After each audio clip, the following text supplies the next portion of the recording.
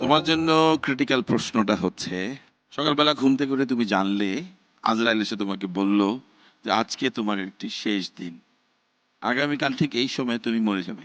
তুমি পুরোটা দিন কি করে কাটাবে এবং কেন কাটাতে চাও এবং কেন চাও? সবার প্রথমে আমাকে ভাবতে হবে আমার বাবা মায়ের কথা, কারণ আমি আমার বাবা মায়ের একমাত্র সন্তান। আমার অনুপস্থিতিতে তারা যাতে কোনো কষ্ট না পায় আমাকে চেষ্টা করতে হবে সেটা একটু সেভ করা, মানে ঠিক করার, যাতে তাদের সেই সমস্যাটা না হয়।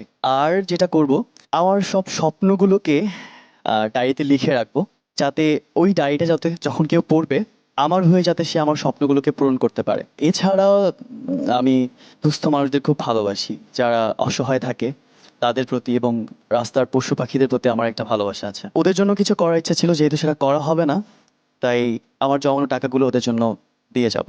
ধরো তোমার সামনে এইরকম একটি সিচুয়েশন আসলো যেখানে কাউকে সত্যি কথাটা বলতে হবে, সত্যি কথা বললে সে কষ্ট পাবে, কিন্তু তুমি যদি মিথ্যা বলো তাহলে সে কষ্টটা পাবে না।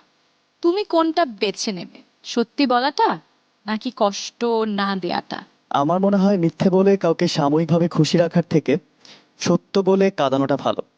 কারণ সত্যটা জানলে সে সাময়িকভাবে হয়তো কষ্ট পাবে, কিন্তু ধীরে ধীরে সময়ের সাথে সাথে সে বিষয়টাকে মেনে নেবে এবং নিজেকে সেই সময় উপযোগী করে তৈরি করতে পারবে।